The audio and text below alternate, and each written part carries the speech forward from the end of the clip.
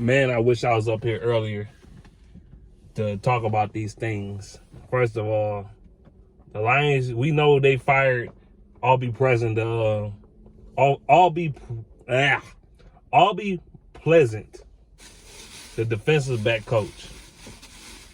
And they also fired, well, not fired, they also traded Hockenson for basically the Vikings. They traded him to the Vikings, which I don't like. But at the same time, I'm on both sides of the fence when it comes to this trade. But then again, I'm kind of more leaning towards I don't like it because the Lions had gotten a second-round pick. They got a second-round pick, a third-round pick. I think they got a second-round pick for the next draft, for the next draft. And then the draft after that, they got a third round and they got a fourth round that could turn into a fifth round and the Vikings win a playoff game.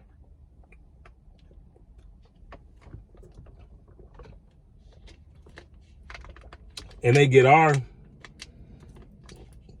compensatory pick. I mean, they get our fourth round pick, excuse me. And Hockenson.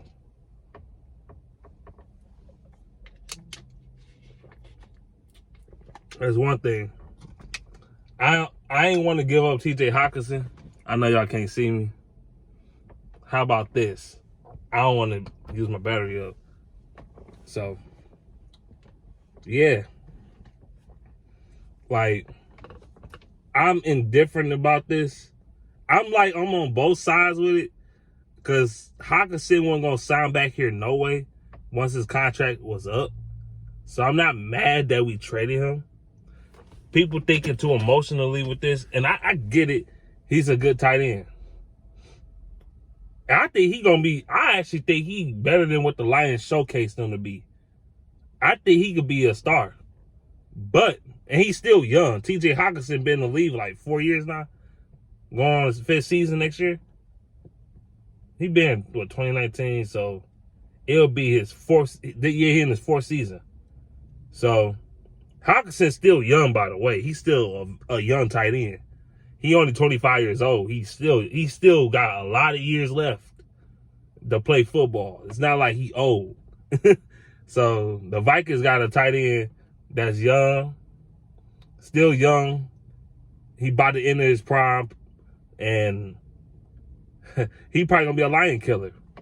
I'm gonna just be honest with you. He's probably gonna be a lion killer. Now, will he sign back with the Vikings? He probably will once his contract is up. Or they might extend his contract anyway.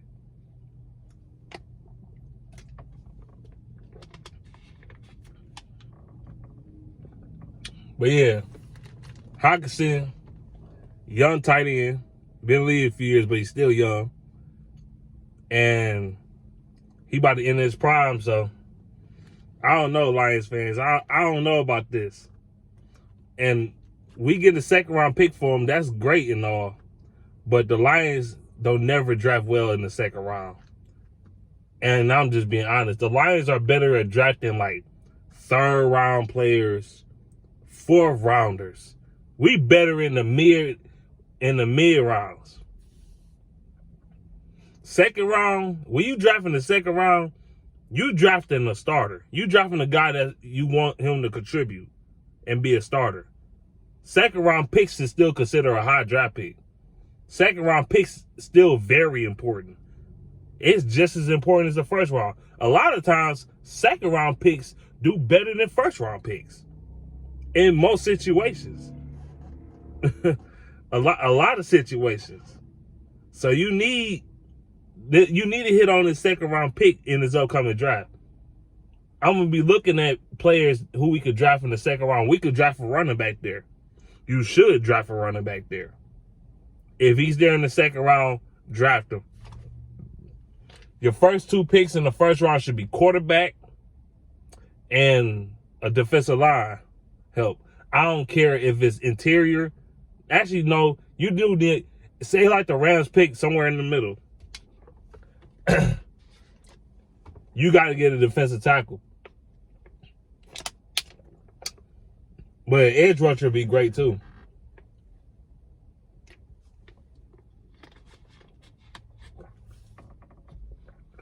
I feel like the Lions should make one more move. I wish we had another first round pick though. Man, 3 of them be great. Because you can get whatever you want. But 2 is fine. Y'all got to make things work. If I'm the Lions, I'm doing extensive work on players that's not injured, not broken up already. And I'm doing extensive research on players that can help me on the inside. Because Aleem McNeil, he all right. He's straight. But he's not a pass rusher. That's not his game. He's not a pass rusher. He's not a pass rusher. Michael Brockers, he washed up. He trash. And then you got Levi Onwuzurike, who I actually thought got potential. But he injured right now. I can't depend on him. He should retire, in my opinion. The back injury, that's a more serious injury. So, now he can come back. He might be 100% healthy next year. Who knows?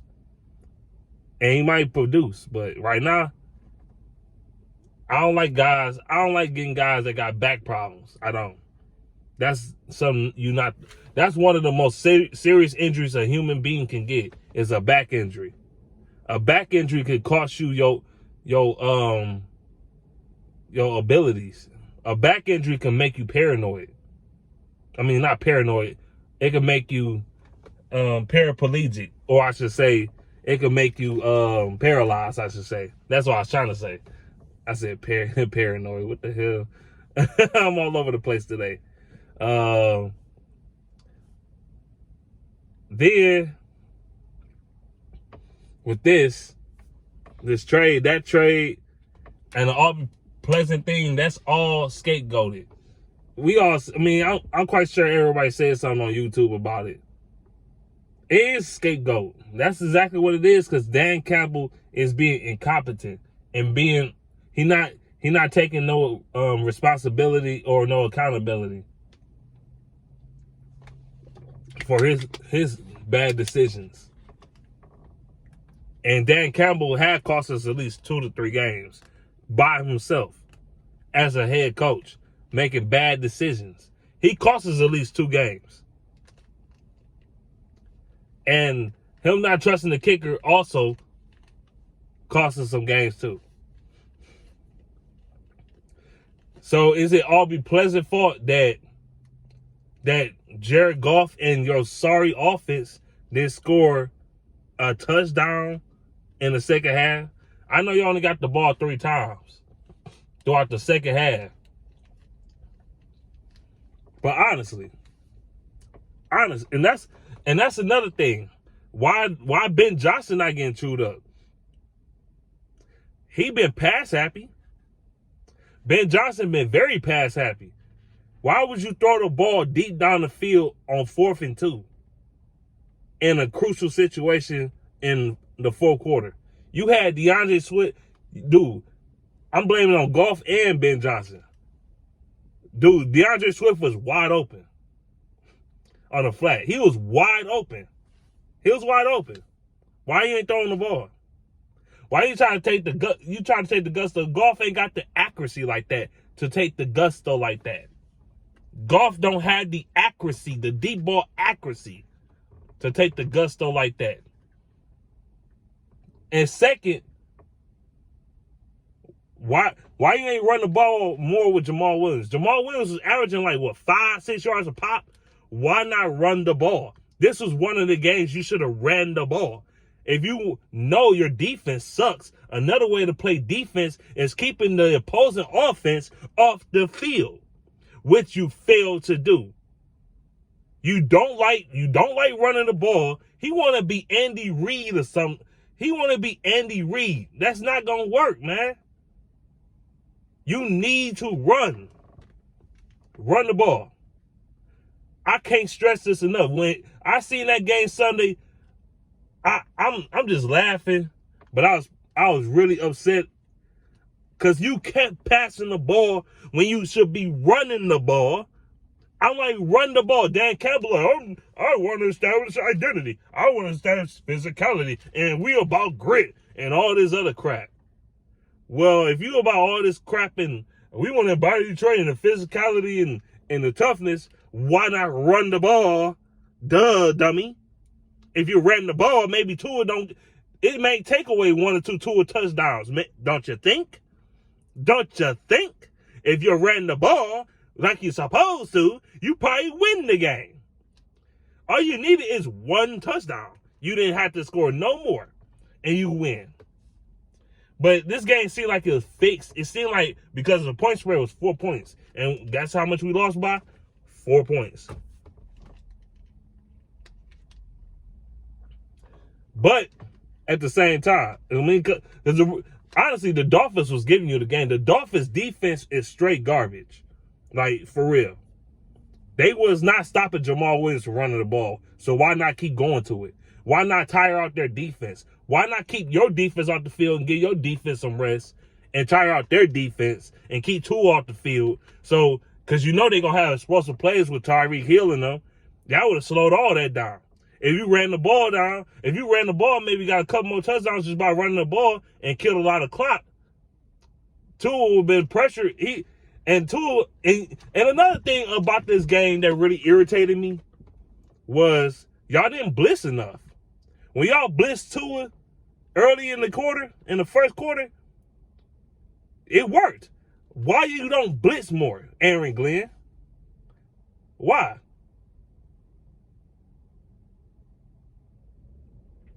That's another problem I have. Why you don't blitz more? This dude did not blitz that much at all. He kept doing the same play over and over again and expected it to work. There's a time on there. He expected to work. That was stupid. All I kept seeing him do is play single high safety. He playing the safeties way off. He playing the corners way off. I don't know if that was a scheme thing. Because Warrior and AJ Parker was getting below torched out there. You played 15 yards off the receiver and still got cooked deep downfield. How is that even possible? You was getting cooked underneath. They kept throwing the crossing routes on you every time. The crossing routes and the slants. They kept throwing it every time. And they also was beating you vertical too. I seen Tyreek Hill literally ran a straight line. He ran a streak down the field, or you can say a go route, whatever. And it's the same thing, basically. He ran a streak route. He went straight, literally straight, and he just caught the ball. Like, I'm like, the defense, like, no blitzing. You ain't changing up the blitzing scheme. You ain't doing no blitzes, no exotic blitzes. Give them different looks. Nothing. No sugar blitz. No nothing. Nothing. You kept playing man. You kept playing a lot of man in that game, and it failed miserably. That's the Aaron Glenn fault. He should be the one getting fired. Not Aubrey Pleasant.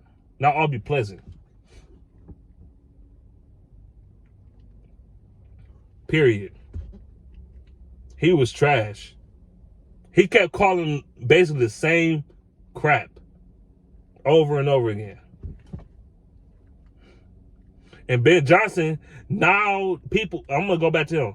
People now get mad. They call him Ben Johnson trash. They get mad at Ben Johnson for the nonsense he been calling. Dude, I was literally the first person out of the Lions community to call Ben Johnson out. And everybody was talking. Everybody looked at me like I was crazy. I said Ben Johnson calling some BS. He is. He was calling some BS. People got mad at me like, man, and the reason why he throwing the ball so much because the defense is so bad and so trash. He don't have a choice. He gotta throw the ball. He gotta do this. I'm like, dude, they should get that. Man, Dan Campbell should take the play calls from him, bro. At least I know Dan Campbell he'll run the damn ball. I know that for sure. They'll run the ball. They'll run the hell out that ball. Ben Johnson want to be Andy Reid. Your Andy Reid ways has caused you to lose close games like Andy Reid did when it comes to NFC Championship games or playoff games. It's the same thing.